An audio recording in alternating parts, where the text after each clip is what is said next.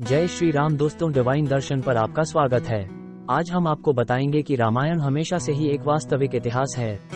यह एक प्राचीन भारतीय ग्रंथ है जो सदियों से लोगों के दिलों में बसा हुआ है।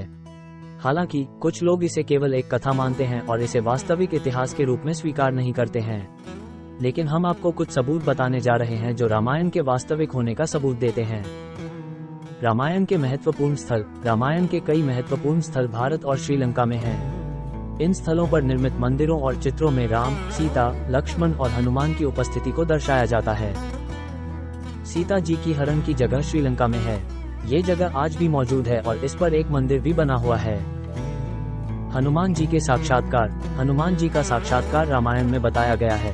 भारत के अनेक हिस्सों में हनुमान जी के मंदिर होते हैं और उन्हें दिन रात पूजा जाता है। राम जन्म स्थल। राम जन्म स्थल भी भारत में है और उसी स्थान पर अयोध्या में एक मंदिर भी है। आर्यभट्ट और रामायण। आर्यभट्ट ने अपनी गणितीय ग्रंथ में रामायण के कुछ घटनाओं का उल्लेख किया है। इससे स्पष्ट होता है कि रामायण उस समय से ही एक महत्वपूर्ण ग्रंथ था। रामायण के पाठक। रामायण का पाठ हमेशा से भारत के लोगों के बीच प्रचलित रहा है। ये ग्रंथ धार्मिक तथा सामाजिक महत्व का होने के कारण भारतीय संस्कृति में अत्यंत महत्वपूर्ण है। श्री राम और माता सीता के उत्सव। भारत के अनेक शहरों में श्री राम और माता सीता के उत्सव मनाए जाते हैं। इन उत्सवों में लोग रामायण की कुछ घटनाओं का प्रदर्शन करते हुए उनके जीवन को याद करते हैं। इन उत्सवों में लोग रामलीला के कथाकारों की सुनते हैं और श्री राम का प्रतिमा स्थापित करते हैं। रामायण के कई अनुवाद। रामायण के कई अनुवाद भारत के अलग अलग भागों में हुए हैं। इनमें से कुछ अनुवाद दक्षिण भारतीय भाषाओं में हैं, जैसे कि तेलुगु, तमिल और मलयालम। दशहरा। भारत के अनेक राज्यों में दशहरा मनाई जाती है, जो श्री राम और रावण के समय घटी घटनाओं को याद करती है। इस त्योहार में लोग रावण के पुतले को जलाते हैं और श्री राम का प्रतिमा निकालते हैं।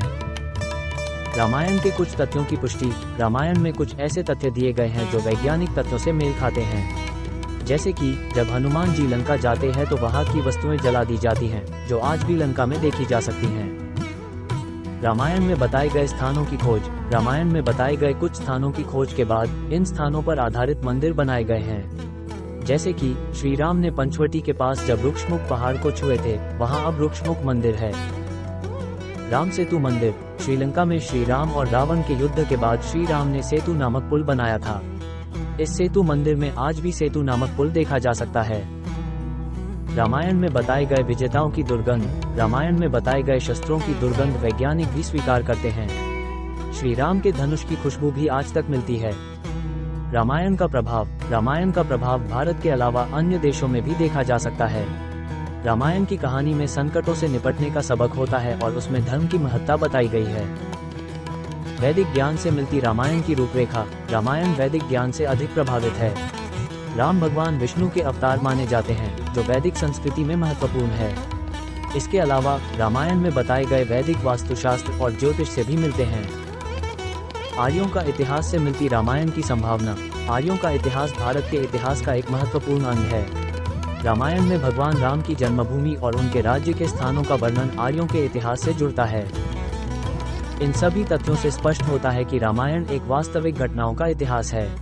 रामायण की कहानी में संकटों से निपटने का सबक होता है और उसमें धर्म की महत्ता बताई गई है।